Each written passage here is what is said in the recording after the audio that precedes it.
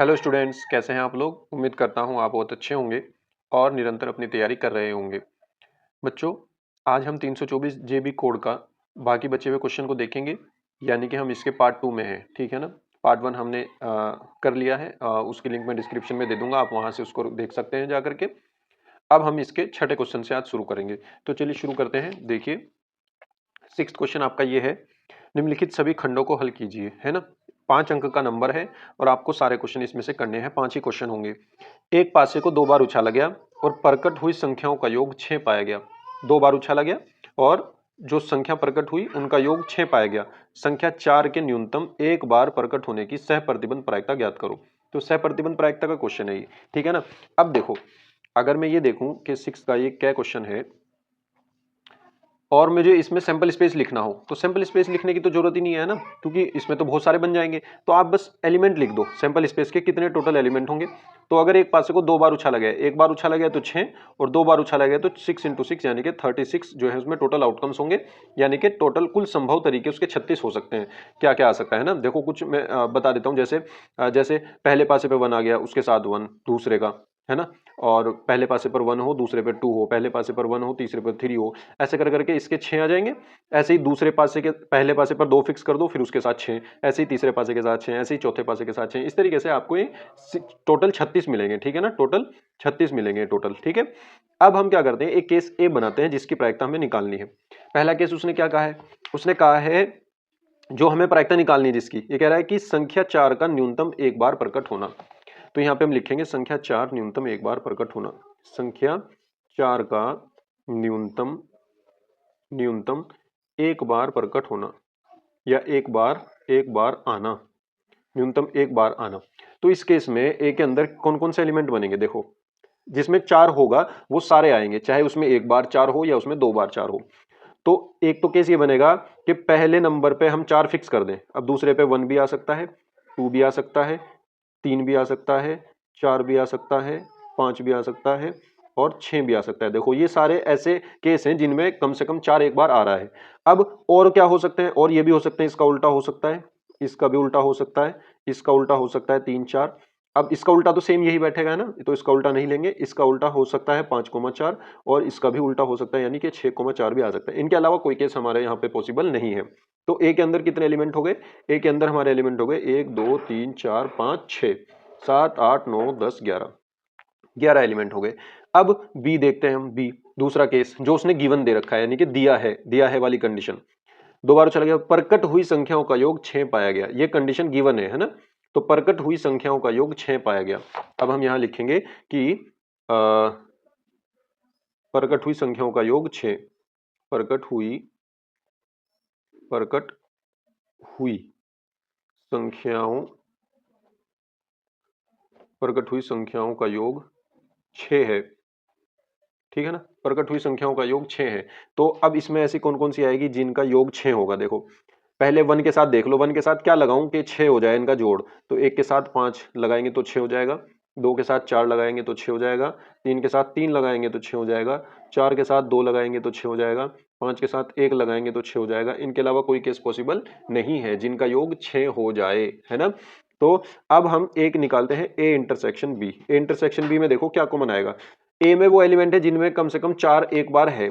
तो इनमें देख लो 4 किस किस में, एक तो ये भी है, ये भी है, तो ये दोनों है इसमें, 2 4 भी है इसमें, ये रहा 4 2 भी है इसमें। ठीक है, तो 2 ही एलिमेंट है, एक तो 2 4 और एक 4 2। ठीक है, ये 2 एलिमेंट इसमें आ गए। अब number of element in A intersection B के अंदर कितने हैं, 2 हैं, 1 2।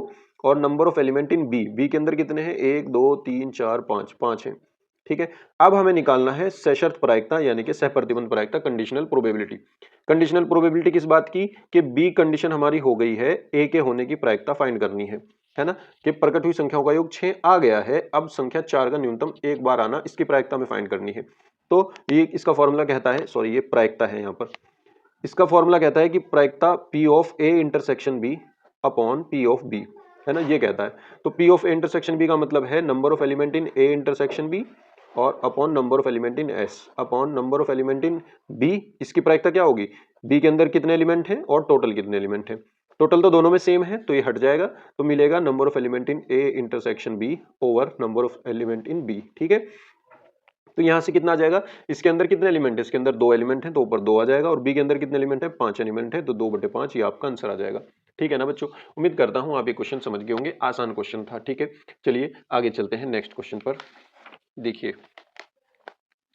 नेक्स्ट क्वेश्चन आपका क्या कह रहा है, वह अवरोधों ये और ये के अंतर्गत z बराबर एक्स प्लस 2y का आलेखीय विधि से अधिकतमीकरण कीजिए, यानी कि मैक्सिमाइजेशन करना है। कंस्ट्रेंट्स इसने ये दे रखे हैं, और जो आपका फंक्शन है वो ये दे रखा है इसने x प्लस 2y, है ना, उद्देश्य फलन, ये फलन ये दे रखा है इसने। तो यहाँ पर हम सब कुछ जो गिवन है वो लिख देंगे। ठीक है ना, हमारा ये 6th का ख क्वेश्चन है।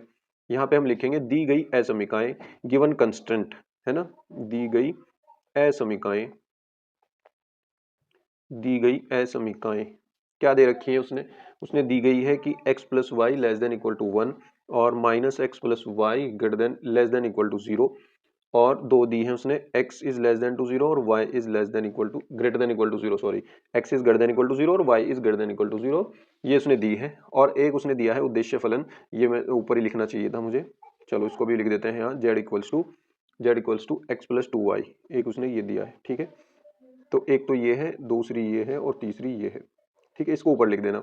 अब देखो असमीकाओं को समीकरण रूप में लिख लो, असमीकाओं को समीकरण रूप में लिखने पर, असमीकाओं को समीकरण रूप में लिखने पर,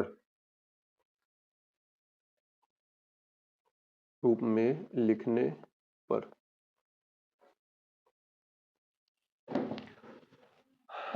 write in the form of equation. ठीक है ना, क्या होगा, x plus y equals to 1 हो जाएगा। बस ये जो इन इक्वेशन का साइन है ना, ये असमीका का, इसको इक्वल में बदल दो, और ये आ जाएगा minus x plus y equals to 0, है ना, और इनको लिखने की जरूरत नहीं है। तो ये आपकी क्या बन जाएगी, चलो लिखना चाहो तो लिख दो, x बराबर 0 और y बराबर 0। ठीक है, तो यहाँ पे कितना हो जाएगा, ये तो 4th इक्वेशन हो जाएगी, ये 5th हो जाएगी और ये 6th हो जाएगी। ठीक है, अब देखो इनको हमें ड्रॉ करना है, जो ये समीकरण है इनको हमें ड्रॉ करना है। तो सबसे पहले पहली समीकरण उठाओ, मतलब कि 4th वाली उठाओ, ये वाली पहली, है ना, समीकरण 4 से, समीकरण 4 से क्या करना है हमें, हमें समीकरण 4 दे रखी है x plus y equals to 1, इसका एक आपको बॉक्स बनाना है और उस बॉक्स में आपको एक्स वाई की वैल्यू निकालनी है, एक x लिख लो एक y लिख लो। ठीक है, एक बार x को 0 रखो तो y की वैल्यू 1 मिलेगी, वो यहाँ लिख दो, एक बार y को 0 रखो, x की वैल्यू 1 मिलेगी, वो यहाँ लिख दो। तो आपको 2 पॉइंट मिले, एक तो ये वाला पॉइंट मिला और एक ये वाला पॉइंट मिला। ठीक है, तो ये वाला जो पॉइंट है इसको हम लिखेंगे 0,1, इसको हमने कह दिया a है ये, और दूसरा ये वाला जो पॉइंट है 1,0 इसको हम कह देंगे b, तो ये हो जाएगा 1,0। ठीक है ना, इन दोनों पॉइंट को हमें उस पर देखना है, हमारा जो प्लेन होगा एक्स एक्सिस और वाई एक्सिस में देखना है हमें ये कहाँ बैठेंगे, और इनको फिर मिला देना है। ठीक है, ये लाइन ड्रॉ हो जाएगी। दूसरी जो समीकरण है अभी देखेंगे उसको भी, समीकरण 5 जो दे रखी है इसने, समीकरण 5 इसने दे रखी है minus x plus y equals to 0। यहाँ से अगर देखा जाए y इक्वल टू एक्स ही है ना, x उधर चला जाएगा, y इक्वल टू एक्स ही है। तो अगर इसका मैं एक बॉक्स बनाऊं और यहाँ पर वैल्यूज लिखूं x की और y की, तो अगर x को 0 रखूंगा y भी 0 आएगा, है ना। ये अकेली ऐसी इक्वेशन होती है जिसमें y इक्वल टू एक्स होता है ना, यहाँ पे कोई नंबर नहीं होता, y इक्वल टू 4x हो या 2x हो या माइनस एक्स हो, ऐसी वैल्यूज में हमें क्या लेना होता है, 0 रख के 0 मिल जाए तो आपको अलग से कोई 2 पॉइंट निकालने होंगे। तो मान लो आपने 1 रख दिया तो y भी 1 मिल गया, इसी तरह 2 भी रख लो, y की वैल्यू 2 मिल जाएगी। ठीक है ना, इस तरीके से 2-3 पॉइंट निकाल लो। तो यहाँ से ये जो 0-0 मिला इसको तो हम o कहते हैं हमेशा। अब ए बी हमने ले ही लिए थे, इसको सी कह दो 1,1 को, और इसको डी कह दो 2,2 को। ठीक है, इन तीनों को मिला देंगे तो ये वाली लाइन ड्रॉ हो जाएगी। ठीक है, अब हम इसको ड्रॉ करने की तरफ चल रहे हैं। ठीक है ना, अब देखो मैंने 2 लाइन ड्रॉ कर ली यहाँ से, ये मेरी हो गई y एक्सिस और ये मेरी हो गई x एक्सिस। ठीक है, x एक्सिस और ये मेरी हो गई y एक्सिस। अब देखो मैंने ये पहला ही कोऑर्डिनेट बनाया है क्योंकि उसने पहले ही कोऑर्डिनेट में कहा था, है ना, देखो उसने ये कहा था कि x भी 0 से बड़ा होना चाहिए, y भी 0 से बड़ा होना चाहिए, मतलब पॉजिटिव होने चाहिए दोनों। पॉजिटिव तो फर्स्ट ही कोऑर्डिनेट में होते हैं दोनों, है ना, इसी कोऑर्डिनेट में तो दोनों पॉजिटिव होते हैं। तो मुझे यहीं पर ये बनाने हैं। अब देखो जरा यहाँ पर अगर देखा जाए, थोड़ा मैं बड़े बड़े से ले लूंगा पॉइंट, जैसे 1 में यहाँ पर ले लेता हूँ, 2 में यहाँ पर ले लेता हूँ, ऐसे ही मैं 1 यहाँ पर ले लेता हूँ, 2 यहाँ पर ले लेता हूँ। ठीक है ना, अब देखो पहले जो a और b थे 0 1 और 1 0, इनको देखो तो 0 1 तो मुझे यहाँ पर मिलेगा a पॉइंट 0 1 0 1, और b पॉइंट मुझे ये मिलेगा 1 0, b पॉइंट क्या है अपना 1 0 1 0। ठीक है ना, इन दोनों को मिलाते हुए एक लाइन खींच देनी है, इन दोनों को मिलाते हुए एक लाइन खींच देनी है। अब देखो इन दोनों को मिलाते हुए मैंने एक लाइन खींच दी, यहां से ये खींच दी मैंने लाइन, ठीक है ना। तो ये मेरी एक लाइन खिंच गई, इसकी ड्रॉ हो गई, x plus y equal to 1, ये ड्रॉ कर दी मैंने, ठीक है ना। इसको हमने क्या माना था, इसको हमने माना था फोर्थ इक्वेशन, तो ये फोर्थ है, फिलहाल मैं पहचान के लिए लिख रहा हूं ये फोर्थ है, ठीक है ना। अब एक दूसरी लाइन थी हमारी, हमारे ये पॉइंट थे कुछ 0 0 1 1 2 2, है ना। ये पॉइंट देखो कहाँ आएंगे, ये पॉइंट आपके एक तो ये आएगा 0 0 0 0, तो यहीं पे बैठेगा 0 0। अब जो 1 1 है वो कहाँ बैठेगा, 1 ये रहा और एक ये रहा, इनके सामने जाओ और इसके यहाँ पे जाओ, यहाँ जहाँ एक दूसरे को ये काटेंगे ये 1 1 है। 2 कहाँ है, इसको भी ऐसे सीधे चलो और इधर से ऐसे चलो, जहाँ ये एक दूसरे को कट करेंगे लगभग मेरे ख्याल से यहाँ करेंगे, तो यहाँ पे ये 2 2 हो जाएगा, ठीक है ना। ये 2 2 है और ये आपका 1 1 है। अब इन दोनों को तीनों को मिलाते हुए एक लाइन ड्रॉ कर दो, तीनों को मिलाते हुए, तो एक लाइन हमने इनको मिलाते हुए लाइन ड्रॉ कर दी, ठीक है ना। आप स्केल से करना, हाथ से डायरेक्ट मत बनाना। तो ये आपकी एक दूसरी लाइन ड्रॉ हो गई है ना, एक लाइन आपकी ये थी और एक लाइन हमने ये बना दी। अब हमें ड्रॉ कर दी, ठीक है, लेकिन ये हमने लाइन ड्रॉ करी अभी इक्वल वाली, ठीक है। अभी हमें ये इनइक्वेशन ड्रॉ करनी थी, उसमें हमें तो रीजन ढूंढना है, फिजिबल रीजन क्या होगा, सुसंगत क्षेत्र क्या होगा। तो देखो यहां तक देखने के बाद अब हमारे पास कुछ क्षेत्र मिले, इसमें कुछ रीजन मिले, जैसे एक ये रीजन हो गया है ना बाउंडेड रीजन, एक ये बाउंडेड रीजन हो गया, एक ये वाला रीजन हो गया, एक ये वाला रीजन हो गया, 4 रीजन मिल रहे हैं। अब इसका मेन सॉल्यूशन किस रीजन में है, इस क्वेश्चन का जो उसने कंस्ट्रेंट दी है, इनका किस रीजन में हमारा सॉल्यूशन है वो हमें देखना है। तो वो कैसे पता चलेगा, तो सबसे पहले हम क्या करेंगे, इन लाइन के किसी एक तरफ हम शेड करेंगे, लेकिन वो शेड कैसे पता चलेगी किस तरफ होगी, देखो जैसे ये लाइन है, अब इस लाइन के इधर शेड होगी या इस लाइन के इधर शेड होगी वो हमें देखना है। और एक ये लाइन है, इस लाइन के ऊपर शेड होगी या नीचे शेड होगी वो देखना है। जहां जिस रीजन में दोनों लाइन की शेड क्रॉस कर जाएंगी, दोनों लाइन की शेड क्रॉस कर जाएंगी, वो वाला हमारा फिजिबल रीजन होगा। तो देखिए सबसे पहले हम इस वाली लाइन पे देखते हैं, ये जो फोर्थ लाइन है, ये फोर्थ, ये वाली तो हमने फिफ्थ मानी है ना। तो हम क्या करते हैं, मूल बिंदु पर देखते हैं, मूल बिंदु पर, मूल बिंदु पर, मूल बिंदु क्या है हमारा 0 0। हमेशा मूल बिंदु पर हम दूसरी लाइन ही देखेंगे, जो मूल बिंदु से होके जा रही है उसको नहीं मूल बिंदु पे चेक करना। हम क्या कर रहे हैं, कोई भी लाइन हमें जिसके देखना है, इसके इधर शेड करें या इसके इधर शेड करें, तो उसके किसी एक तरफ से आप पॉइंट उठा लो, कोई सा भी पॉइंट उठा लो, ठीक है ना। अब जैसे मैं ये वाली लाइन थी तो मैंने इसके इस साइड से ये वाला पॉइंट उठा लिया 0 0। अब इस लाइन की असमीका जो थी, इस लाइन की असमीका कौन सी थी, इस लाइन की असमीका ये थी, देखो x plus y less than equal to 1, ये वाली थी। तो इस लाइन में x की जगह 0 और y की जगह 0 रख के देखो तो क्या होगा, 0 plus 0 less than equal to 1, यानी कि 0 लेस देन इक्वल टू 1 आएगा, 0 लेस देन इक्वल टू 1 आएगा। अब ये देखो ये बात सही है या गलत है, तो ये बात तो ट्रू है, बिल्कुल सत्य है।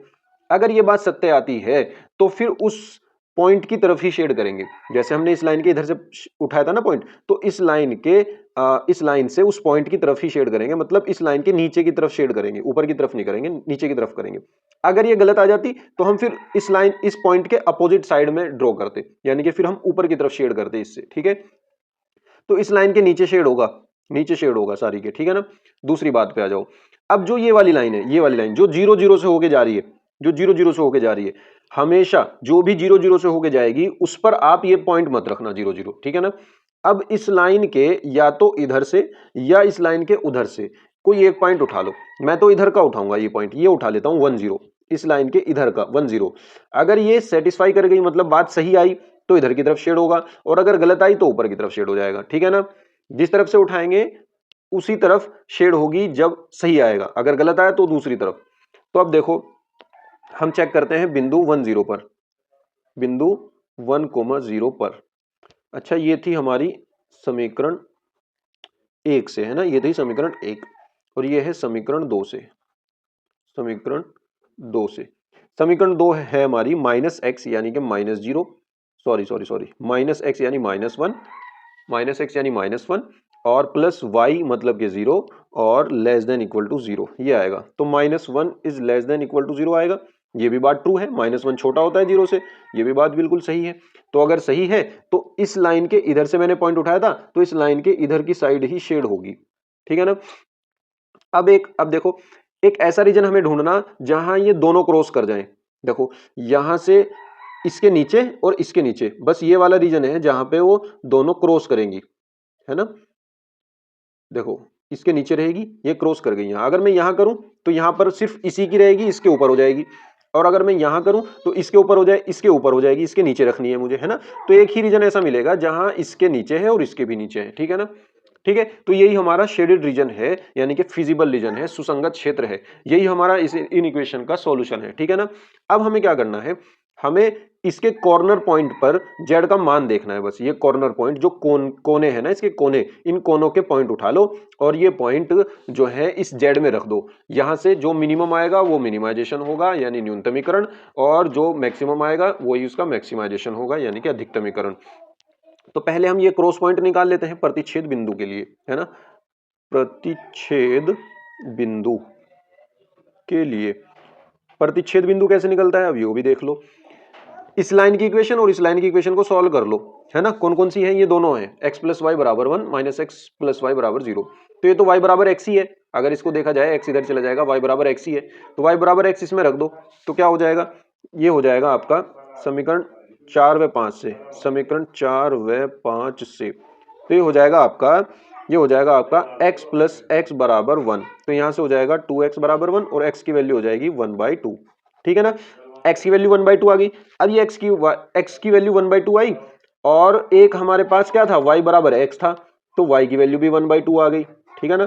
तो आपका जो प्रतिच्छेद बिंदु आया E, वो क्या आ गया, प्रतिच्छेद बिंदु आ गया आपका 1/2, 1/2। तो ये जो पॉइंट है आपका E, ये आपका E पॉइंट, ये है आपका 1/2, 1/2, ठीक है ना। ये E पॉइंट है आपका, कोमा, ठीक है। अब आपको एक टेबल बनानी है, और वो टेबल इस तरीके की हो कि उसमें यहां पर लिखा हो कोणीय बिंदु, कोणीय बिंदु, कोणीय बिंदु, और फिर यहां पे लिखा हो जेड, जेड क्या है, x प्लस 2y, ठीक है, इस तरीके से। अब ये जो बिंदु है यहाँ पे लिखो। पहला बिंदु आपका क्या था, देखो ये दो तीन बिंदु हैं, 1 2 3, जो हमारा शेडेड रीजन है उसके कोणीय बिंदु देखने। एक तो 0 0 हो गया, और दूसरा आपका 1 0 हो गया, और तीसरा आपका 1/2, 1/2 हो गया, ठीक है ना। बस इन पॉइंट पे आपको जेड का मान निकालना है। जो भी जेड का मान आएगा वही आपका आंसर हो जाएगा, ठीक है जी। चलो यहाँ से आपका ये टेबल बंद हो गई। इस तरीके से आप स्केल से बना देना, ठीक है। अब देखो, जब मैं x की वैल्यू 0 और y की वैल्यू इसमें 0 रखूंगा, x की वैल्यू 0 और y की वैल्यू 0 रखूंगा, तो मेरे पास ये क्या आ जाएगा, 0 ही आ जाएगा। तो अब जब x की वैल्यू 1 रखूंगा, y की वैल्यू 0 रखूंगा, तो 1 आ जाएगा। x की वैल्यू 1/2 रखूंगा और y की वैल्यू 1/2 रखूंगा, 2 से 2 कटेगा, 1/2 प्लस 1 3/2 आ जाएगा, है ना। अब हमें देखना है इनमें से अधिकतमीकरण करना है, हमें मैक्सिमाइजेशन करना है, मतलब मैक्सिमम वैल्यू ढूंढनी है। तो मैक्सिमम वैल्यू कौन सी है भाई, ये 1 है, ये 1.5 है, 1.5 है ये, तो इसका मतलब यही अधिकतमीकरण है ना, मैक्स है, ये मैक्सिमम है ना। तो बस यहाँ पे हम कहेंगे अतः z बराबर x प्लस 2y का मान का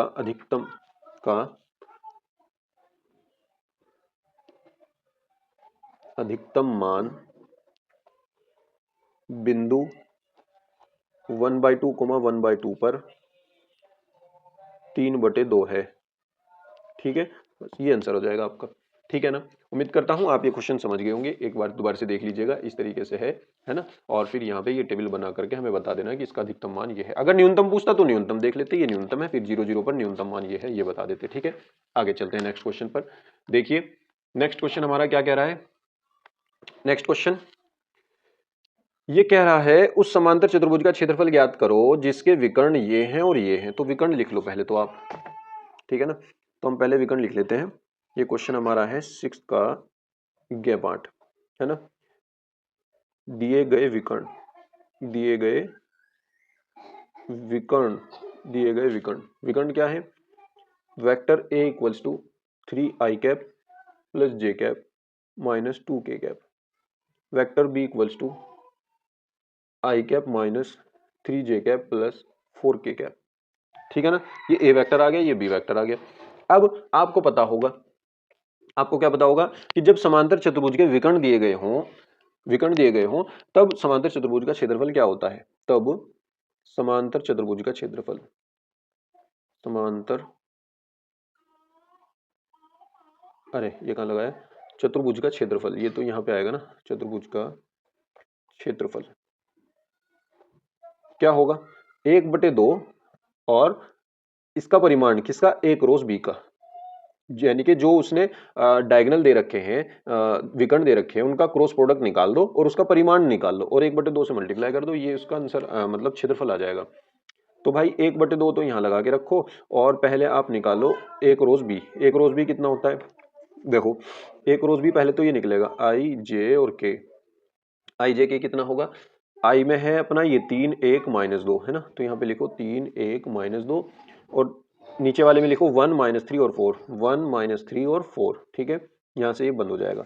अब आपको क्या करना है, 1/2 और बाहर लगाना है परिमाण। अब निकालो, इसको सॉल्व करो, यानी कि आई इंटू आई कैप इंटू इसकी कॉलम रो छोड़ दो, 4 एकम 4 माइनस 3 दूनी 6, माइनस माइनस तो प्लस हो जाएगा ना, तो फॉर्मूले का माइनस रहेगा, 3 दूनी 6, 4 माइनस 6 -2 और फिर माइनस जे कैप, ये वाला माइनस में आता है, फिर ये गया 4 तिया 12 माइनस माइनस प्लस 2, 12 2 14 और फिर प्लस के कैप, यहाँ से इसकी रो कॉलम छोड़ दो, माइनस 3 तिया 9 -1 -10 आ जाएगा और यहाँ से इसका परिमाण मुझे लेना है, तो 1/2 ये आ जाएगा माइनस के 2 आई कैप माइनस के 14 जे कैप माइनस के 10 के कैप, ये मिला मुझे, ठीक है। इसके बाद हम करेंगे 1/2।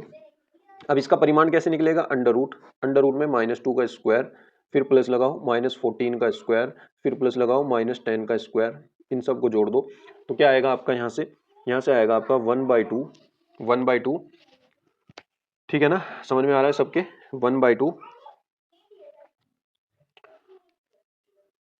अंडर रूट 2 का 4 हो गया, 14 का 196 हो गया और 10 का 100 हो गया, है ना। तो ये कितना हो गया 1/2, ये हो गया आपका 200 और 300, ये हो गया अंडर रूट 300 और रूट 300 का आपका आएगा कितना, ये आएगा आपका 1/2, देखो 100 का तो आ जाएगा आपका 10 बाहर और रूट 3 जू का तू, तो 2 पंजे 10, तो ये मिलेगा आपको 5√3, 5√3 आपका ये आंसर आ जाएगा, ठीक है ना। उम्मीद करता हूँ आप ये समझ गए होंगे। अच्छा, ये क्योंकि क्षेत्रफल है तो इसमें आप एक यूनिट भी लिख देना, वर्ग इकाई, ठीक है ना। चलिए, अभी आप समझ गए होंगे विकर्ण का, जो अगर समांतर चतुर्भुज के विकर्ण दे रखे हैं और अगर वो समांतर चतुर्भुज की भुजाएं देता, संलग्न भुजाएं देता, एडजेसेंट साइड देता, तो बस अगर ये एडजेसेंट साइड होती तो बस फिर क्षेत्रफल ये हो जाता एक रोज भी, फिर हम हाफ ना लगाते, है ना। विकर्ण दे रखा है तो फिर उसने यही करना पड़ेगा, ठीक है। उम्मीद करता हूं अभी आप समझ गए हैं। आगे चलते हैं, देखिए नेक्स्ट क्वेश्चन।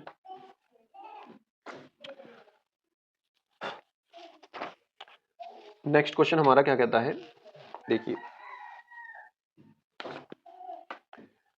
नेक्स्ट क्वेश्चन हमारा ये है, यदि दो इकाई सदिश यानी कि इनका परिमाण 1 है, ए कैप और बी कैप के बीच का कोण थीटा हो, तो सिद्ध करो कि sine theta by 2 equal to half A cap minus B cap होगा। तो चलिए, इकाई सदिश है ये ए कैप और बी कैप, है ना, तो हम ये लेकर के चलते हैं। यह क्वेश्चन है ये 6 का, है ना। तो भैया जो उसने दिया है वो लिख दो पहले, दिया है उसने ये दिया है कि ए का जो परिमाण है वो भी 1 है और जो बी का परिमाण है वो भी 1 है, ठीक है। अब हमें प्रूफ करना है, यानी कि सिद्ध करना है, इंग्लिश में लिखेंगे तो टू प्रूव, हमें ये प्रूफ करना है sine theta by 2 equals to आना चाहिए 1/2 परिमाण A cap minus B cap, ठीक है ना, ये आना चाहिए। तो यहाँ पे अब हम प्रूफ करते हैं इसको, चलो प्रूफ लेकर के चलते हैं इसका। तो वी हैव, हमारे पास है या हम जानते हैं, ठीक है ना, क्या कि ए कैप माइनस बी कैप का मल्टीप्लाई अगर मैं ए कैप माइनस बी कैप में ही करूं तो इसका मतलब तो ये हुआ कि इसके परिमाण का स्क्वायर कर सकता हूं मैं, है ना, कोई दिक्कत नहीं है, भी बिल्कुल कर सकता हूं। अब यहां से इसकी मल्टीप्लाई करो अंदर, ए कैप की ए कैप में डॉट प्रोडक्ट होगा, ए कैप का बी कैप में डॉट प्रोडक्ट होगा, फिर माइनस बी कैप का ए कैप में डॉट प्रोडक्ट होगा और फिर minus minus plus B cap का बी कैप में डॉट प्रोडक्ट होगा और equals to A cap minus B cap का स्क्वायर होगा। अब ये A cap dot A cap जो होता है ये इसका परिमाण का स्क्वायर लिख सकते हैं इसको, और minus A cap B cap, और ये जो बी कैप ए कैप है इसको भी हम ए डॉट बी लिख सकते हैं, बी डॉट ए को ए डॉट बी लिख सकते हैं, कोई फर्क नहीं पड़ता, सेम वैल्यू देगा, और B cap dot B cap का स्क्वायर हो जाएगा परिमाण का, है ना। ये जू का तू रहेगा इधर वाला, इसमें कोई प्रॉब्लम नहीं है, कोई चेंज नहीं है। अब देखो ये तो 1 है तो इसको 1 कर दो, 1 का स्क्वायर हो जाएगा, और ये कितना हो जाएगा माइनस 2a डॉट बी और प्लस ये 1 का स्क्वायर हो जाएगा क्योंकि इनकी वैल्यू 1 दे रखी है उसने, गिवन है, और equals to a minus B cap का ये हो जाएगा परिमाण। अब ये देखियो जरा, 1 और 1 कितना हो गया, एक का स्क्वायर 1, एक का स्क्वायर ये भी 1, तो 1 + 1 ये हो गया 2, minus 2 into A dot B. A dot B क्या होगा, फिर से ए का परिमाण बी का परिमाण और इंटू में आएगा cos theta equals to A cap minus B cap का स्क्वायर आ जाएगा। ठीक है, अब यहाँ से देखो ये अगर मैं एक काम करता हूँ 2 माइनस 2, इसकी वैल्यू 1 इसकी वैल्यू 1, तो 2 की गुना 1 में करेंगे, एक एकम एक ही आएगा, यानी कि 2 कोस थीटा आ जाएगा, कोई दिक्कत परेशानी नहीं है इसमें। ये हो जाएगा ए कैप माइनस बी कैप का स्क्वायर। तो 2 कॉमन अगर मैं ले लूँ यहाँ से तो मिलेगा 1 minus cos theta, 1 minus cos theta और इक्वल टू आ जाएगा ए कैप माइनस बी कैप का स्क्वायर। अब यहाँ से एक और फॉर्मूला हम करेंगे, क्या करेंगे, यहाँ से 1 माइनस कोस थीटा का एक फॉर्मूला ये वाला 1 minus 2 sign square theta, minus बाहर है इसलिए plus 2 sign square theta by 2, सबको पता है ये फॉर्मूला लगा देंगे, है ना, इक्वल्स टू आ जाएगा ए कैप माइनस बी कैप का स्क्वायर, परिमाण का स्क्वायर। 1 से 1 कट जाएगा ये और ये 2 टू 4 हो जाएगा, 4 sine square theta by 2 equals to A cap minus B cap का परिमाण का स्क्वायर। ठीक है, यहाँ से इसको मैं ऐसे लिख सकता हूँ पूरे को 2 साइन थीटा बाई 2 इसका पूरे का square equals to A cap minus B cap के परिमाण का स्क्वायर। दोनों तरफ स्क्वायर है, अगर दोनों पक्षों का मैं स्क्वायर रूट ले लूं, वर्गमूल ले लूं, तो स्क्वायर हट जाएगा, तो ये मिलेगा 2 sine theta by 2 equals to A cap minus B cap के परिमाण, स्क्वायर तो हट गया। अब ये 2 इधर डिवाइड में पहुंचा दो तो क्या मिला, sine theta by 2 equals to half of A cap minus B cap का परिमाण, magnitude of A cap minus B cap. ठीक है, यही हमें प्रूफ करना था, तो ये प्रूफ हो गया। उम्मीद करता हूं आसान सा क्वेश्चन आपकी समझ में आया होगा। इसको आप एक बार दोबारा से करेंगे, कोई आसान स्टेप है, कोई मुश्किल नहीं है ना। जहां पर हमने कुछ भी यूज किया है वहां पर लिख देंगे कि जैसे हमने ये ए कैप का स्क्वायर लिखा था ना, यहाँ इसका मतलब होता है ए कैप और डॉट ए कैप। ठीक है, यहाँ पे एक चीज और लिखी थी, बी डॉट ए को ए डॉट ए लिख दिया था, तो A dot B equals to होता है बी डॉट ए। ये लिख दो तो बहुत अच्छी बात है ना, इससे अच्छा इंप्रेशन पड़ेगा आपका। जैसे और आपने यहाँ पे एक फॉर्मूला यूज किया है ये वाला, यहाँ पर भी एक फॉर्मूला लिख दो कि आपको पता है कि कोस थीटा इक्वल टू होता है 1 minus 2 sign square theta by 2। ठीक है ना, इस तरीके से, बस बाकी तो आपने कुछ नहीं किया। चलिए आगे चलते हैं नेक्स्ट क्वेश्चन पर। नेक्स्ट क्वेश्चन देखिए, कह रहा है एक पाइप से रेत 12 सेंटीमीटर क्यूब पर सेकंड की दर से गिर रही है। गिरती रेत जमीन पर एक ऐसा शंकु बनाती है जिसकी ऊंचाई सदैव आधार की त्रिज्या का छठा भाग है। रेत से बने शंकु की ऊंचाई किस दर से बढ़ रही है जबकि ऊंचाई h सेंटीमीटर 4 सेंटीमीटर है। ठीक है ना, तो सब कुछ मानना पड़ेगा आपको पहले तो। ये कौन सा क्वेश्चन है, ये आपका इसका लास्ट पार्ट है। तो सबसे पहले मान लो, माना।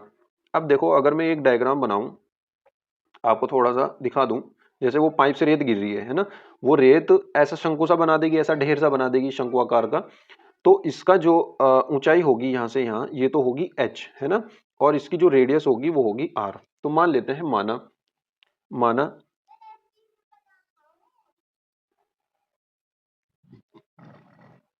रेत से बने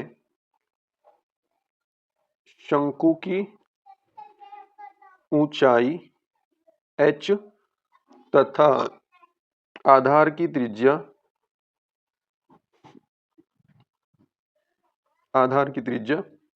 r सेंटीमीटर है, तब शंकु का आयतन क्या हो जाएगा। शंकु का आयतन का फॉर्मूला बताओ। शंकु का आयतन v equals to 1/3 pi r square h, यही होता है फॉर्मूला। अब देखो उसने एक चीज और दी थी, उसने कहा था कि जिसकी ऊंचाई सदैव आधार की त्रिज्या का छठा भाग है, ये कहा था इसने, है ना। देखो जिसकी ऊंचाई सदैव आधार की त्रिज्या का छठा भाग है, तो इसकी जो ऊंचाई है यानी कि h, वो आधार की त्रिज्या का छठा भाग है। तो यहां से अगर r की वैल्यू निकालूं तो r की वैल्यू 6h आ जाएगी, 6 की मल्टीप्लाई इधर हो जाएगी, 6h आ गई। बस ये वैल्यू यहाँ पे रख दो, तो ये आ जाएगा v equals to 1/3 pi, r की जगह 6h रख दिया, इसका स्क्वायर हो गया इंटू h आ गया। तो v इक्वल्स टू 1/3 हो गया, पाई हो गया 36 हो गया, h क्यूब हो जाएगा, स्क्वायर ये और एक ये h क्यूब हो गया। 3 से इसको काट लेंगे, 3 एकम 3 दूनी 6, तो v इक्वल टू आ गया आपका 12 पाई और h क्यूब। अब यहाँ से इसका dw/h कर दो, तो ये हो जाएगा आपका dv upon D H equal to 12 pi तो कॉन्स्टेंट है, बाहर रखो, और इसका हो जाएगा 3h स्क्वायर, है ना। t के रिस्पेक्ट में कर रहे हैं हम, तो t के रिस्पेक्ट में दर निकालनी ना हमें, तो dh का क्या हो जाएगा, dh अपॉन dt। अब देखो उसने क्या कहा था, उसने ये कहा था सबसे शुरू में कि जो रेत है वो 12 सेंटीमीटर क्यूब पर सेकंड की दर से गिर रही है। यानी कि आयतन जो है वो 12 सेंटीमीटर क्यूब पर सेकंड है, उसकी दर है आयतन की। तो dv अपॉन dh जो dt जो दे रखा है उसने वो तो 12 दे रखा है, यहाँ पे लिख लो गिवन में, शुरू में लिख देना गिवन में dv अपॉन dt गिवन है 12 सेंटीमीटर क्यूब पर सेकंड। ठीक है, आपको क्या निकालना है, dh अपॉन dt निकालना है। तो 12 इधर आ गया, 12 पाई यहाँ आ गया है ना, और 3 इंटू एच स्क्वायर, और एच स्क्वायर आ गया ये, और इंटू में आ गया D H upon D T.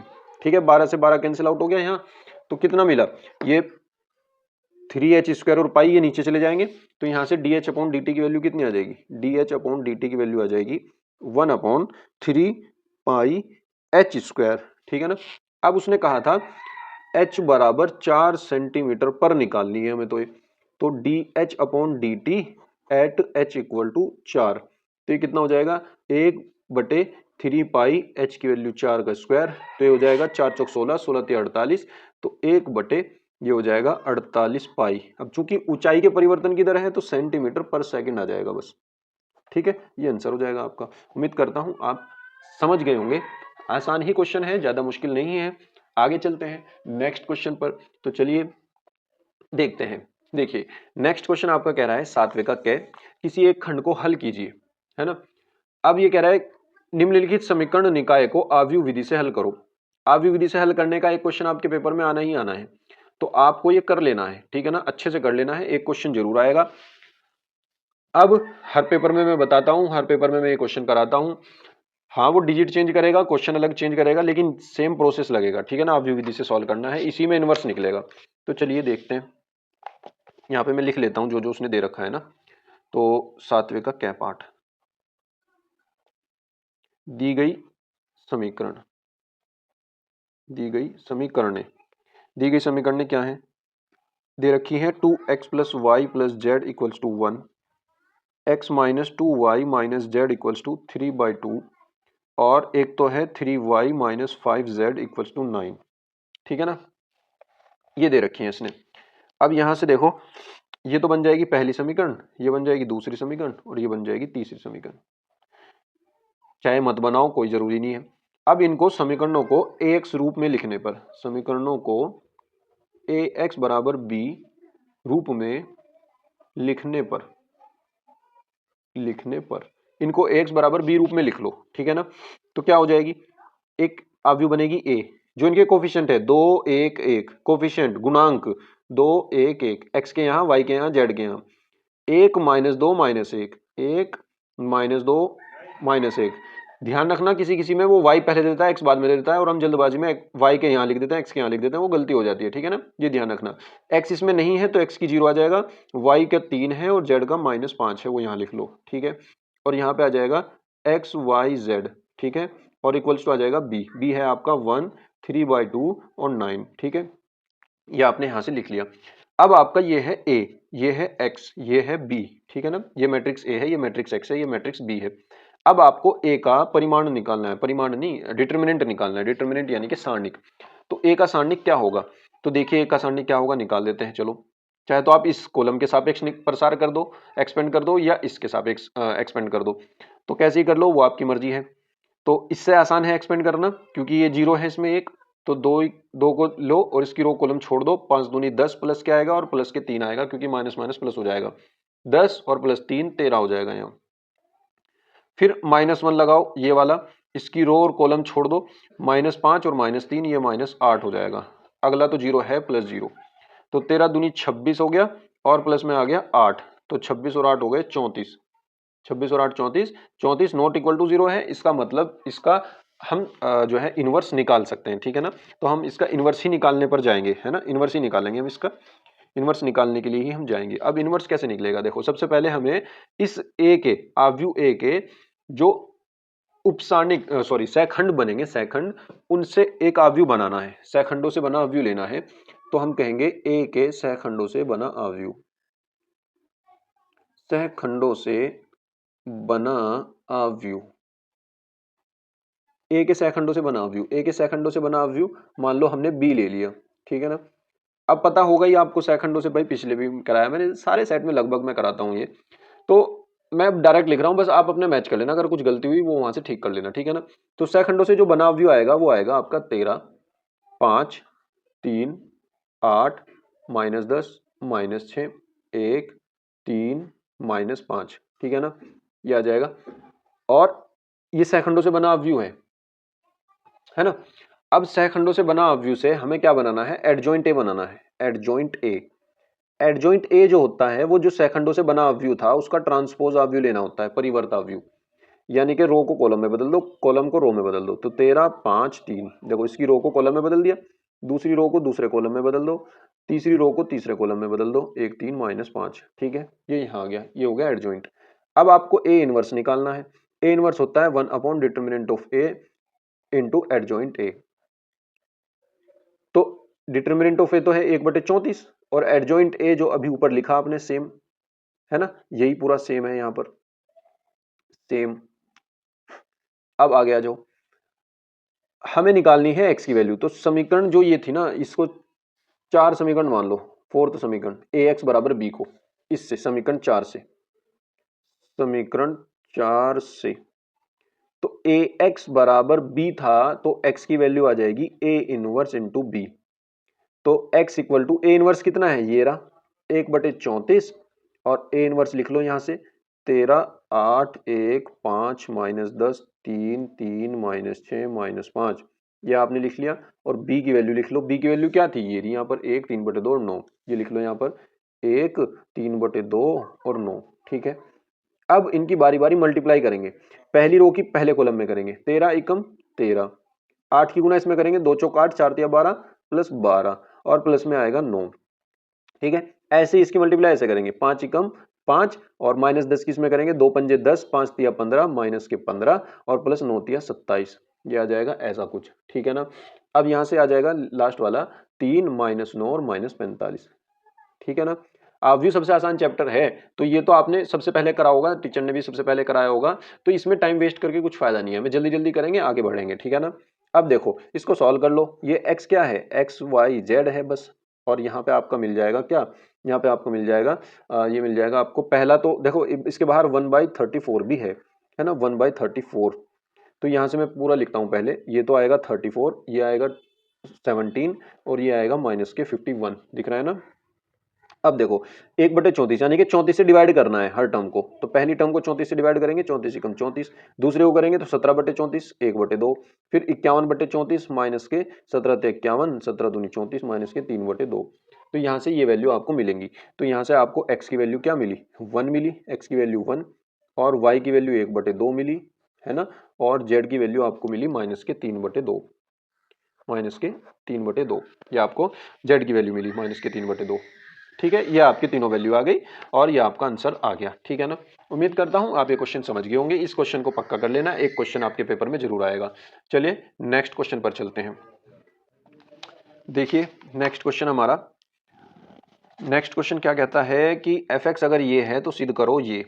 देखो आसान क्वेश्चन है, ये भी करते हैं ना इसको। सबसे पहले हमें f(x) लिखना है, तो चलिए मैं f(x) लिख लेता हूं। ये है आपका 7वें का ख क्वेश्चन, ठीक है। तो इसमें हमें दिया गया है f(x) दिया गया है cos x sin x और इसके साथ 0, फिर minus sine x cos x और 0, और फिर 0 0 1, ठीक है। ये उसने अवयव दिया है f(x). अब हमें जरूरत देखो किस किस की, हमें fy की भी जरूरत पड़ेगी और f(x + y) की भी जरूरत पड़ेगी, है ना। तो हम वो पहले ही निकाल लेते हैं। तो इसी के अकॉर्डिंग fy क्या होगा भाई, x की जगह y रख दो, fy आ जाएगा। तो x की जगह y रख देंगे, बाकी सब सेम। तो cos x का cos y हो जाएगा, माइनस साइन x का साइन y हो जाएगा, 0 का 0 रहेगा, ये भी साइन y हो जाएगा, ये भी cos y हो जाएगा, ये भी 0 रहेगा, ये 0 0 ये 1 आ जाएगा, ठीक है ना। इसी तरीके से f(x + y) भी निकाल लो, f(x + y). f(x + y) क्या होगा, x की जगह x + y रख दो, तो ये क्या हो जाएगा cos x + y minus sine x + y और 0 का 0, ऐसे ही साइन x + y और cos का x + y और ये भी 0 और ये 0 और ये 0 और ये 1, ठीक है ना। यहाँ से ये आ गया।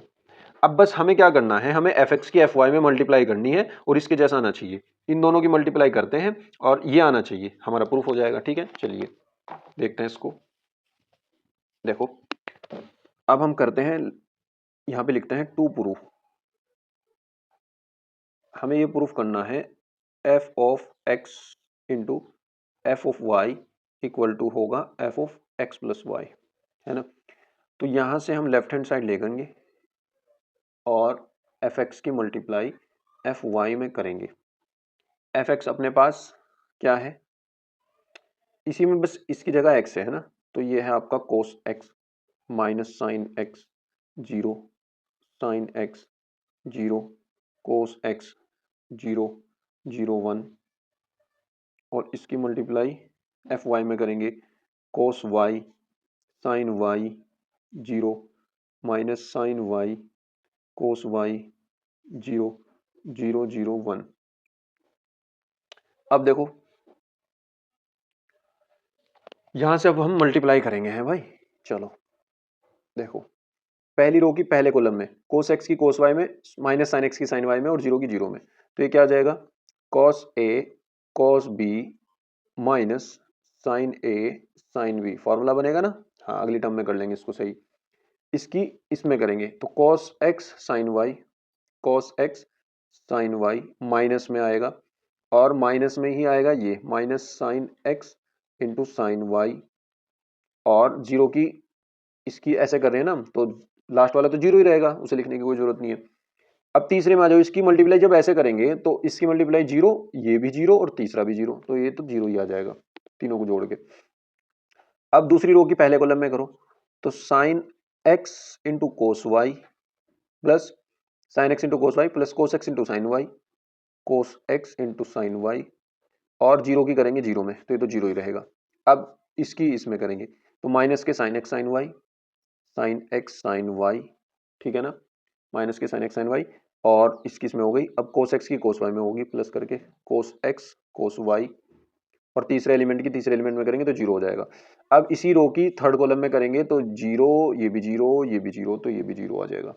अब लास्ट देखो जीरो, ये जीरो, ये जीरो, तो zero plus zero plus zero, ये जीरो, ये जीरो, ये वन, नहीं ये भी zero, zero plus zero plus zero, और तीसरा zero plus zero plus one, ठीक है।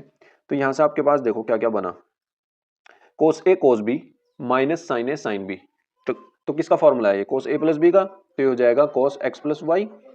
अब ये देखो इसमें से अगर मैं माइनस कॉमन ले लूं तो ये फॉर्मूला नहीं बनेगा, साइन कोस ए कोस बी, ये गलत लिख दिया क्या, ये कैसे था, ये था पहली रो का दूसरे में cos x sine Y minus sine x cos Y, sine x cos y आना था यहाँ पर, है ना। हाँ तो ये देखो माइनस कॉमन ले लेंगे तो ये फॉर्मूला नहीं बनेगा साइन ए कोस बी प्लस कोस ए साइन बी का, तो वो हो जाएगा साइन ए प्लस बी का फॉर्मूला, यानी कि साइन एक्स प्लस वाई, और ये तो जीरो ही है। ऐसे ही ये साइन ए कोस बी प्लस कोस ए साइन बी, ये भी साइन ए प्लस बी का है यानी साइन एक्स प्लस वाई है, ठीक है। ये कोस ए कोस बी है माइनस साइन ए साइन बी है, तो कोस ए माइनस बी का कोस ए प्लस बी का फॉर्मूला है, तो कोस ए प्लस बी आ जाएगा। तीसरा जीरो है, ये भी जीरो है, ये जीरो है, ये वन है। अब बताओ ये F of X plus Y के इक्वल आया कि नहीं आया, बराबर राइट हैंड साइड आई कि नहीं आई, प्रूव होगी ना बात, ठीक है ना। उम्मीद करता हूं आप ये समझ गए होंगे, आसान क्वेश्चन था, एक बार और देख लीजिए। एफ एक्स दिया था, एफ वाई निकाल लिया, एफ एक्स प्लस वाई निकाल लिया, टू प्रूव हमें ये करना था, फिर लेफ्ट हैंड साइड लेकर के चले और ऐसे ऐसे हमने इन दोनों की मल्टीप्लाई करके ये बनाया और ये बन गया, बहुत आसान है। चलिए आगे चलते हैं नेक्स्ट क्वेश्चन पर। देखिए नेक्स्ट क्वेश्चन हमारा क्या कह रहा है, निम्नलिखित में से किसी एक खंड को हल कीजिए, सिद्ध कीजिए कि दी हुई तिर्यक ऊंचाई और महत्तम आयतन वाले शंकु का अर्धशीर्ष कोण tan इनवर्स √2 होता है। ये आपके जो छठा चैप्टर है फर्स्ट बुक में, लास्ट चैप्टर, उसी का लास्ट एक्सरसाइज का क्वेश्चन है ना। इसके जैसा एक क्वेश्चन जरूर आएगा, और ये वहां पर लास्ट एक्सरसाइज में और जो मिसलेनियस है विविध प्रश्नावली उसमें भी, उनके एग्जाम्पल में भी कुछ क्वेश्चन ये हैं, लगभग मुश्किल से 10-15 क्वेश्चन है ये, है ना। इन सारे क्वेश्चन को तुम्हें कर लेना है, ठीक है ना। मैंने भी ये इंपॉर्टेंट क्वेश्चन करा रखे हैं, 2025 में कराए थे, वहाँ पे आप देखना, एक प्लेलिस्ट बनी हुई है इंपॉर्टेंट वाली, उसमें करा रखे हैं ये, वहाँ से भी आप देख सकते हैं इनको, है ना। तो इन्हीं में से आपको एक क्वेश्चन जरूर मिलेगा। चलिए इस क्वेश्चन को देखते हैं, 8 का क्या पार्ट।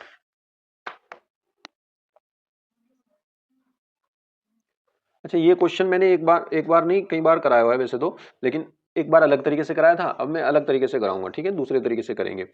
तो देखिए कैसे करेंगे इसको हम, इसने कहा था कि दी हुई तिर्यक ऊंचाई का यूज करना है, महत्तम आयतन, शंकु का आयतन महत्तम दिखाना है, अर्धशीर्ष कोण tan इनवर्स √2 प्रूफ करना है, ठीक है ना। तो हम एक शंकु बना लेते हैं, देखिए एक शंकु मैंने बना लिया, और इस शंकु की हमने जो तिर्यक ऊंचाई मान ली वो मान ली l, स्लैंट हाइट है ना, और यहाँ पे जो इसकी हाइट है वो हमने मान ली h, और इसकी जो रेडियस है वो मान ली हमने r, आधार की त्रिज्या, ठीक है ना, और जो अर्धशीर्ष कोण है वो मान लिया हमने थीटा। ठीक है, इन सबको आप हिंदी में लिख दो, पीछे भी हमने क्वेश्चन किया था ऐसा पिछले लास्ट सेट में भी, है ना। वो सब लिखने के बाद आप एक बात इसको कहो, वी नो दैट, हम जानते हैं, वी नो दैट, आप एक चीज तो जानते ही हैं, इसमें एक रिलेशन होता है L square equal to H square plus R square. अगर इस वाले ट्राइंगल में जाओगे तो इस वाले ट्राइंगल में पाइथागोरस थ्योरम लगेगी, क्योंकि एक एंगल 90 डिग्री का है, तो पाइथागोरस थ्योरम लगाई है, कर्ण स्क्वायर इक्वल टू लंब स्क्वायर प्लस आधार स्क्वायर, है ना। तो इसका यूज करेंगे हम, इसका यूज करेंगे, बस इसको रखना है। या एक काम करो, इसका यूज तो करके कुछ फायदा नहीं है ना, मैं तो दूसरे तरीके से करा रहा हूँ ना। हाँ तो फिर इसको रहने दो, इसको रहने दो। एक चीज देख लो यहाँ से, ये वाला ट्राइंगल ले लो ए बी सी, तो मैं कहूंगा in triangle A B C, इस ट्राइंगल में देखो एंगल के सामने वाला परपेंडिकुलर होता है, मतलब कि लंब, और लंब से 90 डिग्री पे जो जुड़ा हुआ है वो आधार होता है यानी कि बेस, और तीसरे वाला कर्ण होता है यानी कि हाइपोटेनस। ठीक है, तो यहां से हम निकालते हैं एक तो निकाल लेते हैं साइन थीटा। साइन थीटा क्या होगा, लंब बटे कर्ण यानी कि R upon L, R upon L. और एक निकाल लेते हैं कोस थीटा, कोस थीटा होगा आपका आधार बटे कर्ण, आधार ये है, आधार बटे कर्ण यानी कि एच अपॉन एल। तो यहां से अगर देखा जाए आर की वैल्यू आ जाएगी एल साइन थीटा, आर की वैल्यू, और एच की वैल्यू आ जाएगी एल कोस थीटा। अभी पता चलेगा आपको हमने ये क्यों निकाली है ना। अब देखो, हमें इसका आयतन महत्तम दिखाना है, आयतन महत्तम दिखाना है, तो आयतन पता होना चाहिए। तो हम जानते हैं वी नो दैट, चाहे ये बात यहां मत लिखना, वी नाउ दैट, क्या जानते हैं हम जानते हैं इसका आयतन शंकु का, v बराबर 1/3 पाई आर स्क्वायर एच। अब ये दो अलग अलग वेरिएबल में था, है ना, इसको एक सिंगल वेरिएबल में लाने के लिए हमने ऐसा किया, हम क्या कर रहे हैं अब इसको v बराबर 1/3 r और h में से किसी एक में ले आए, तो पाई r की जगह हमने क्या रख दिया l sine theta, l sine theta का स्क्वायर, और h में रख दिया l कोस थीटा। ठीक है ना, यहां से हो जाएगा v इक्वल्स टू 1/3 पाई, ये हो जाएगा आपका एल स्क्वायर, यहाँ से आएगा, और एल ये है तो एल क्यूब हो गया, और साइन स्क्वायर थीटा है, और मल्टीप्लाई में कोस थीटा है। ठीक है ना, अब ये आपके पास एक एक्सप्रेशन बन गया जिनका हम जो है अवकलन कर सकते हैं। तो बस इसका डिफरेंशिएशन कर दो थीटा की रिस्पेक्ट में, ठीक है ना। तो हम कहेंगे D W R to theta, D W R to theta. तो सबसे पहले आएगा DV upon D theta, DV upon D theta में देखिए क्या होगा, 1/3 पाई एल क्यूब कॉन्स्टेंट बाहर आ जाएगा, और इनमें प्रोडक्ट रूल लगा देंगे साइन स्क्वायर थीटा और कोस थीटा में, तो 1/3 पाई एल क्यूब तो भेज दिया बाहर। अब पहला फंक्शन यानी कि साइन स्क्वायर थीटा जू का तू, कोस थीटा का हो गया साइन थीटा, प्लस अब की बार कोस थीटा जू का तू, साइन स्क्वायर थीटा हो जाएगा 2 साइन थीटा, और साइन थीटा का दोबारा कोस थीटा। ठीक है, अब यहां से देखो ये हो जाएगा 1/3 पाई एल क्यूब, तो ये कितना हो गया sine cube theta, sine cube theta, और प्लस में आ जाएगा 2 साइन थीटा इंटू कोस स्क्वायर थीटा, कोस स्क्वायर थीटा। ठीक है ना, ये मिलेगा यहाँ पर, माइनस तो नहीं होगा वो देख लेंगे एक बार। यहाँ पर जब हम कोस का करेंगे तो माइनस तो होगा ही, तो पहला जो का तू ये माइनस साइन थीटा आना था ना पहले वाला, ये माइनस है, तो इसका मतलब ये पहली टर्म माइनस में आ जाएगी, साइन क्यूब थीटा और 2 sine theta cos square theta. ठीक है, इसको बना लेंगे हम पहली समीकरण डीवी अपॉन डी थीटा में।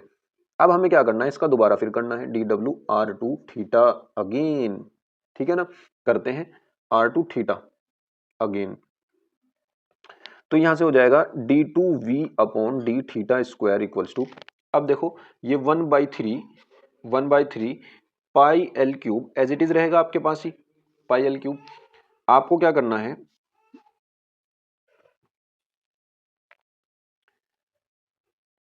माइनस साइन क्यूब थीटा का करेंगे, तो पहले तो ये 3 आ जाएगा, और साइन क्यूब थीटा का हो जाएगा साइन स्क्वायर थीटा, और साइन थीटा का दोबारा फिर करना पड़ेगा, ये हो जाएगा कोस थीटा, प्लस 2 इंटू, अब इसमें रूल प्रोडक्ट वाला रूल लगाएंगे, तो पहला फंक्शन जू का तू यानी कि साइन थीटा जू का तू, कोस थीटा का करेंगे तो two cos square theta, 2 cos theta आएगा, और कोस थीटा का दोबारा करेंगे माइनस के साइन थीटा आएगा।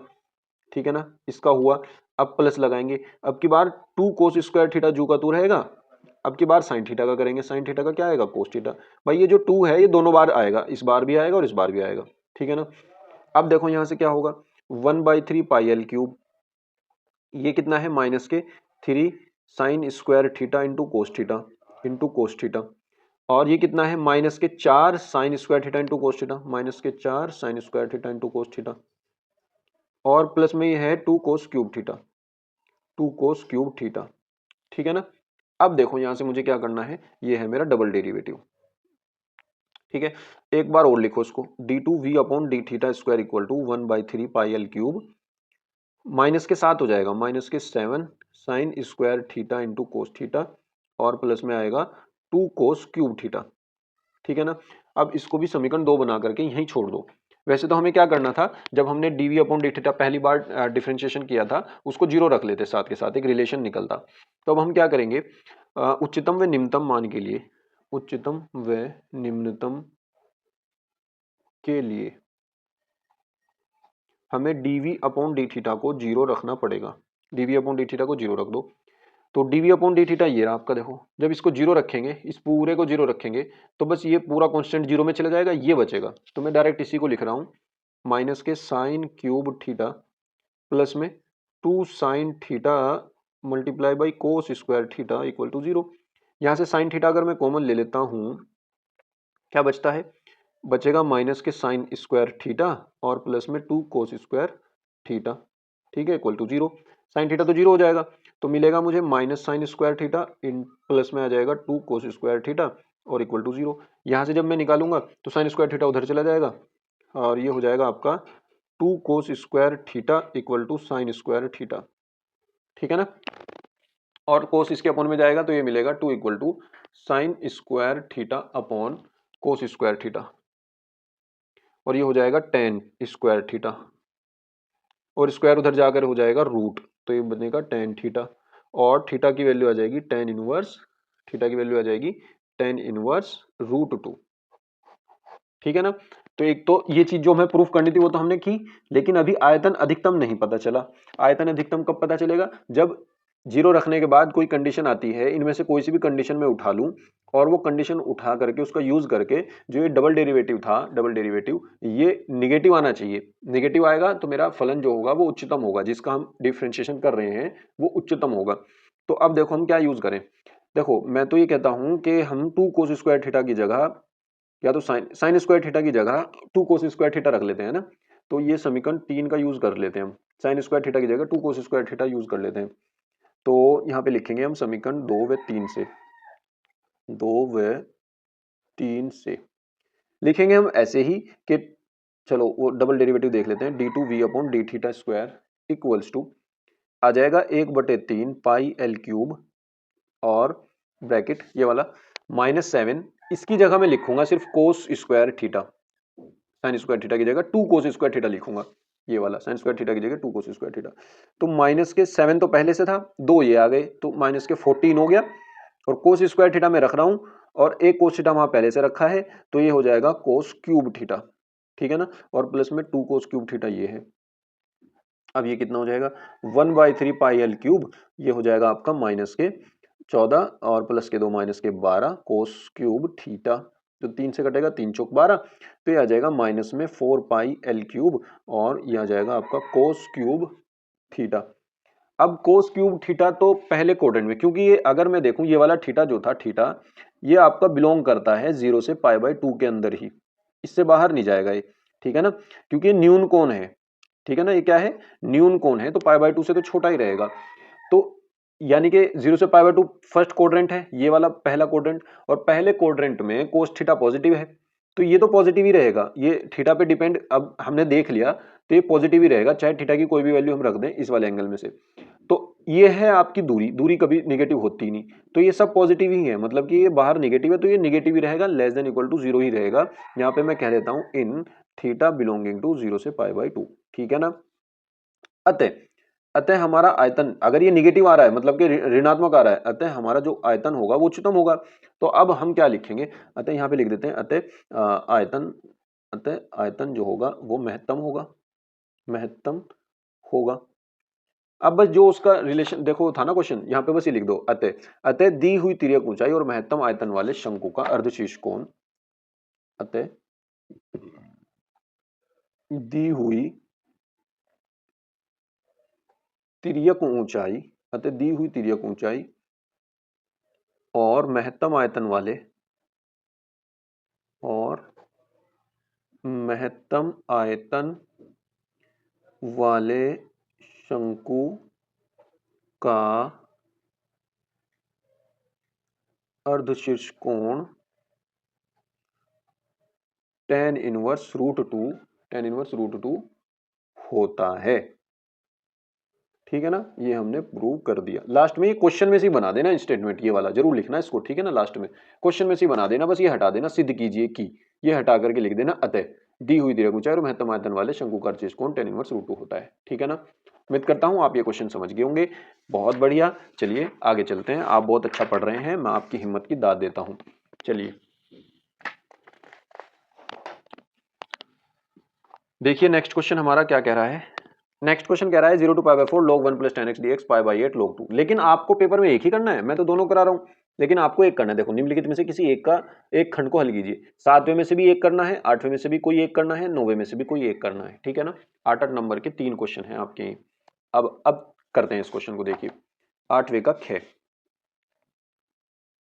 8वें का ख, टू प्रूव, हमें ये प्रूव करना है 0 to π/4 log 1 + tan x equals to π/8 log 2, ये लाना है आपको। ठीक है ना, तो सबसे पहले मान करके चलो, माना, इसको प्रूफ करेंगे भाई हम। माना I equals to 0 to π/4 log 1 + tan x है, log 1 + tan x dx, dx भी लिख लेना इसमें।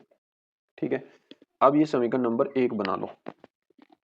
अब देखो जरा, अगर मैं इसमें परगुण 4 लगा दूं बाई परगुण 4 से, परगुण 4 क्या कहती है कि अगर 0 to a कोई फंक्शन है f(x) dx, तो आप उसको लिख सकते हैं 0 to a f of a - x dx। कोई फर्क नहीं पड़ता, कोई लिमिट, मतलब कोई वैल्यू में कोई चेंज नहीं होगा।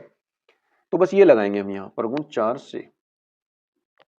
तो i तो i रहेगा 0 to π/4 log 1 + tan x की जगह बस मुझे अपर लिमिट में से, जो अपर लिमिट है ये वाली, इसमें से x घटा करके लिखना है dx। देखो अपर लिमिट ही तो थी a में से x घटा करके लिखा, तो बस अपर लिमिट में से x घटा करके लिखना, x की जगह, बाकी सब सेम। अब इसको थोड़ा सा सॉल्व करो। 0 to π/4 log 1 + tan a - b का फॉर्मूला ओपन करो, tan a - tan b upon 1 + tan a tan b into dx। ठीक है ना, अब आगे देखो, I equals to 0 to π/4 log 1 + tan π/4 की वैल्यू 1 होती है, 1 - tan x अपॉन 1 + tan π/4 की वैल्यू 1 होती है, तो ये भी tan x, और इंटू में आएगा dx।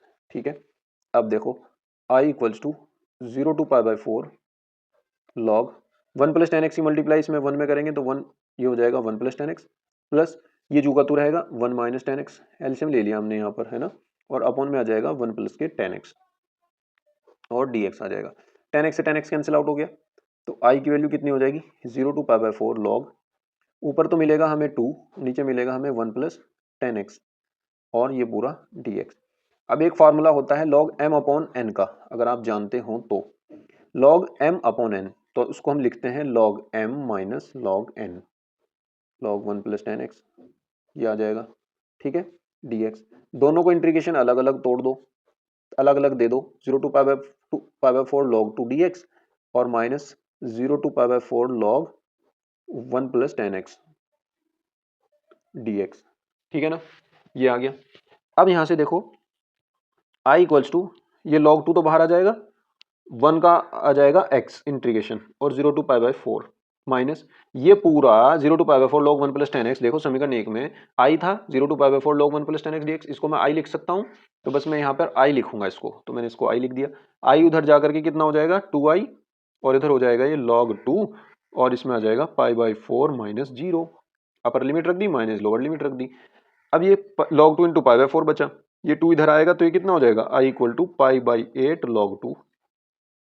यही हमें प्रूफ करना था, यही क्या थी, लेफ्ट राइट हैंड साइड थी। ठीक है ना, यही प्रूफ हो गया भाई। उम्मीद करता हूं आप समझ गए होंगे, है ना, ये लाना था हमें, यही हम ले आए। ठीक है ना, चलिए नेक्स्ट क्वेश्चन पर चलते हैं। जो ये निश्चित समाकलन है ना, इसका भी एक क्वेश्चन आपके पेपर में जरूर आएगा। निश्चित समाकलन को कर लेना, डेफिनेट इंटीग्रल। ठीक है, आगे चलते हैं। दीर्घवृत्त x square upon a square plus y square upon b square equal to 1 से घिरे क्षेत्र का क्षेत्रफल बताओ, ज्ञात करो क्या होगा। तो 90 का ये क्वेश्चन हम करते हैं। पाई ए भी होता है वैसे तो इसका, डायरेक्ट पिछले पेपर में भी बताया था मैंने, पिछले सेट में उसने बस यहाँ पे डिजिट दे रखी थी, 9 का स्क्वायर और 4 का स्क्वायर, है ना। तो पाई ए भी होता है, तो 9 चौक 36 पाई उसका आंसर आ गया था, तो इसका पाई ए भी आएगा, है ना। लेकिन उसे निकालना कैसे हमें वो दिखाना है। चलो तो भाई देखो, ये उसने दिया है X square upon A square plus Y square upon B square equals to 1, दिए गए दीर्घवृत्त की समीकरण, ऐसे लिख दो। ठीक है, यहां से आपको वाई स्क्वायर निकालना है। देखो अगर मैं इसका डायग्राम बनाऊं कुछ ऐसा बनेगा, थोड़ा आप भी बना देना रफली डायग्राम थोड़ा सा, ऐसा कुछ बनता है दीर्घवृत्त, अंडाकार, है ना। अब हम क्या कर रहे हैं, ये जो होते हैं इसके, ये होते हैं शीर्ष, है ना, ये वाले और ये वाले। तो ये वाले जो होंगे ये मेजर एक्सिस होगी, यानी कि दीर्घ अक्ष होगी, और ये लघु अक्ष होगी। तो दीर्घ अक्ष के जो कोऑर्डिनेट आएंगे वो यहाँ से आएंगे, मतलब कि एक्स एक्सिस पे दीर्घ अक्ष है, वाई एक्सिस पे, वैसे इसमें तो हमें पता ही नहीं कि दीर्घ अक्ष है कहाँ। तो ये किधर भी बना लो, चाहे इधर बना लो चाहे इधर बना लो, ठीक है ना, क्योंकि इसमें इसने बताया नहीं कि ए बड़ा है बी से या बी बड़ा है से। हम मान के चलते हैं कि ए बड़ा है बी से, तो यहाँ पे हो जाएगा a, 0 और यहाँ पे हो जाएगा ये 0, b। वैसे इधर भी कोऑर्डिनेट हो जाएंगे -a, 0 और यहाँ हो जाएगा 0, -b। लेकिन हमें उनसे कोई मतलब नहीं, हम क्या करेंगे, हम सिर्फ एक पार्ट का रीजन, इसका क्षेत्र निकाल लेंगे, क्षेत्रफल सिर्फ इसका निकालेंगे। और हम क्या करेंगे, जितना ये है उतना ही ये वाला पार्ट है, उतना ही ये वाला पार्ट है, उतना ही ये वाला पार्ट है। तो 4 से गुना कर देंगे उसकी, इसे निकालने के बाद उसकी 4 से गुना कर देंगे, तो 4 जगह आ जाएगा वो, और पूरे दीर्घवृत्त का बन जाएगा। ठीक है ना। तो अब हम क्या करेंगे, इसका नाम ओ रख देते हैं, इसका ए रख देते हैं, इसका बी रख देते हैं। अब हम पहले यहाँ से y की वैल्यू निकालते हैं, क्योंकि हमें y की जरूरत पड़ेगी, हम x एक्सिस पे चलेंगे। तो Y square upon B square equal to 1 minus x square upon A square. ठीक है, यहाँ से क्या होगा,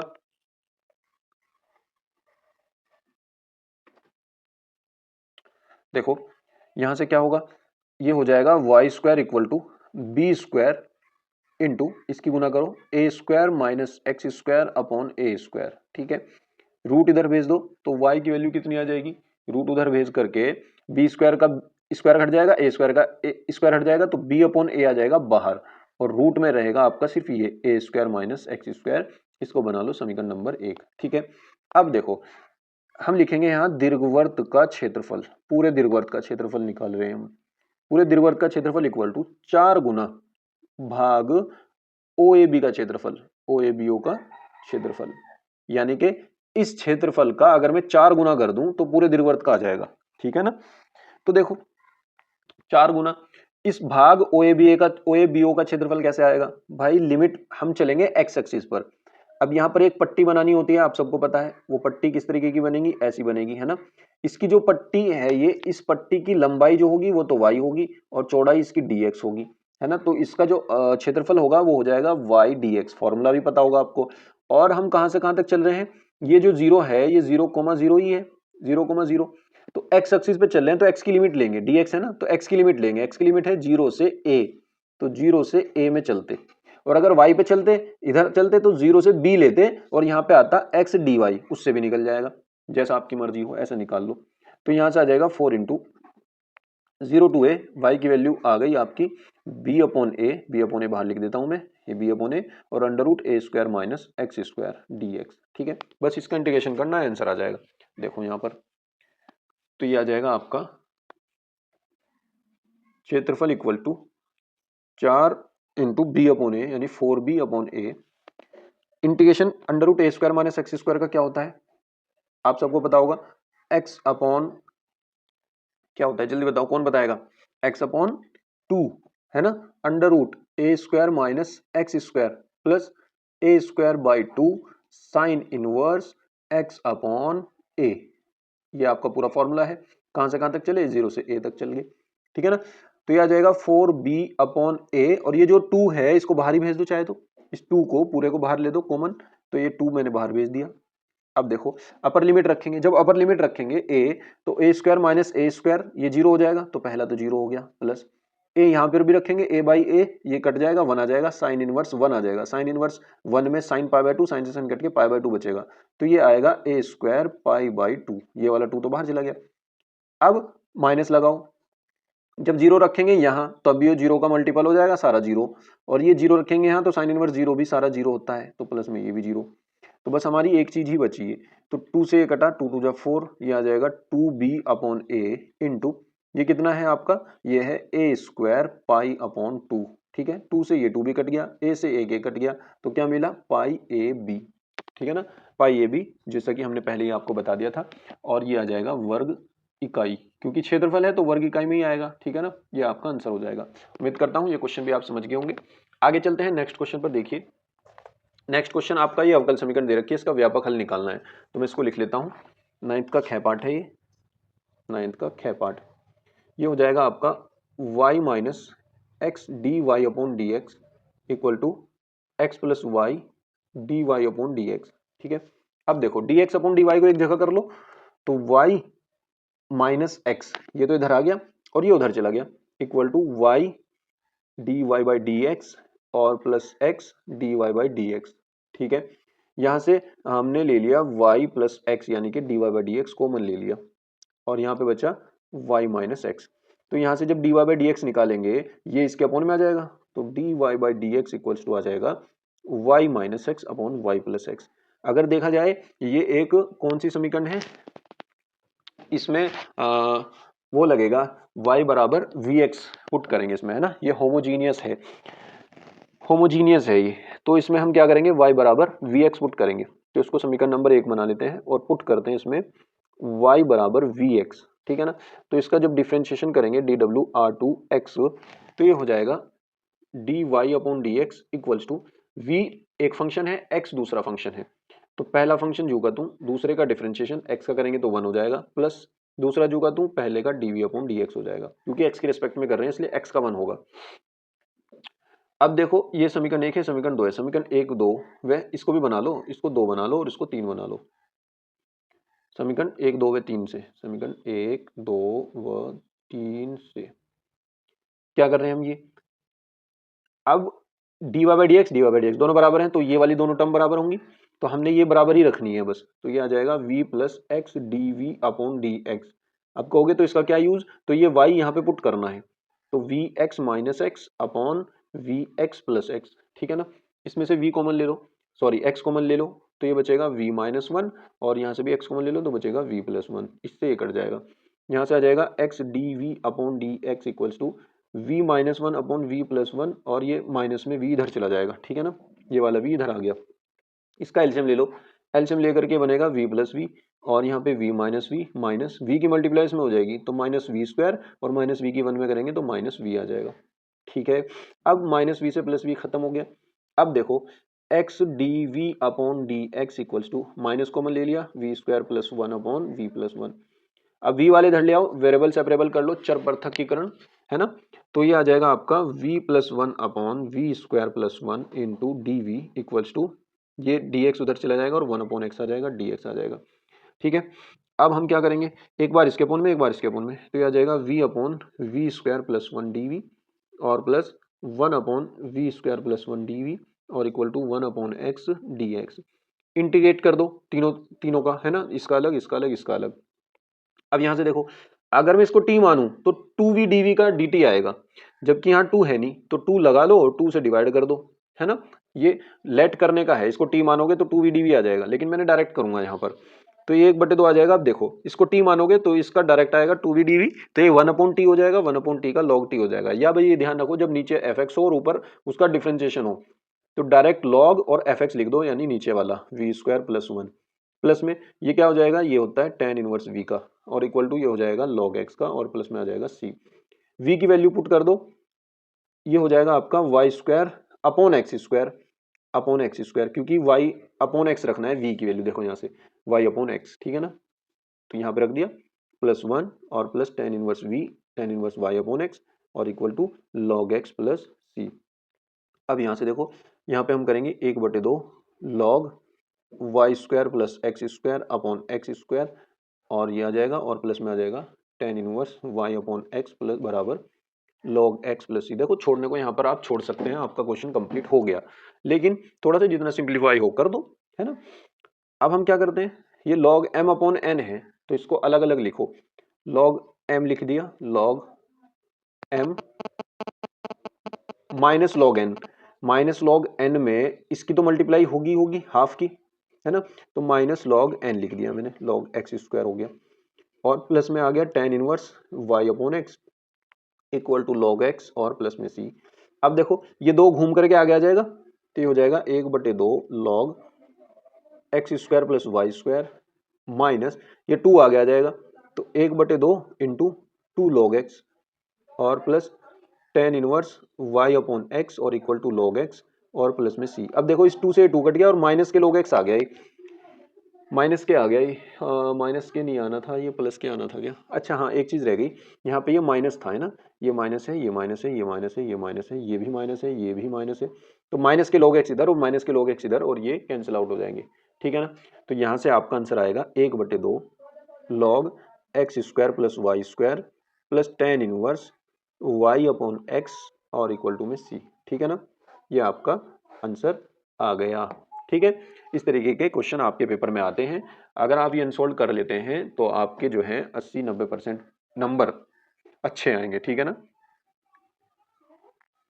तो चलिए इसी के साथ ये वीडियो यहीं पर समाप्त करते हैं, मिलेंगे नेक्स्ट वीडियो में, और चैनल पर अगर आप नए हैं सब्सक्राइब कर लीजिए, बल्कि जो पुराने भी हो गए वो भी सब्सक्राइब नहीं करते, 80% बच्चे ऐसे हैं जो वीडियो देखते हैं और चले जाते हैं, सब्सक्राइब नहीं करते, पता नहीं वो क्यों नहीं करते, जबकि उनका कुछ इसमें नुकसान भी नहीं है ना, बस हमारा फ़ायदा है, वो हमारा फ़ायदा नहीं चाहते, सिर्फ अपना फ़ायदा चाहते हैं, ठीक है ना। तो ऐसा मत कीजिए, प्लीज़ चैनल को सब्सक्राइब कर लीजिए और वीडियो को लाइक कर दीजिए, ठीक है ना। मिलते हैं नेक्स्ट वीडियो में, इसकी PDF टेलीग्राम ग्रुप से मिल जाएगी, लिंक सब डिस्क्रिप्शन में मैंने दे दी है। मिलते हैं नेक्स्ट वीडियो में, बाय।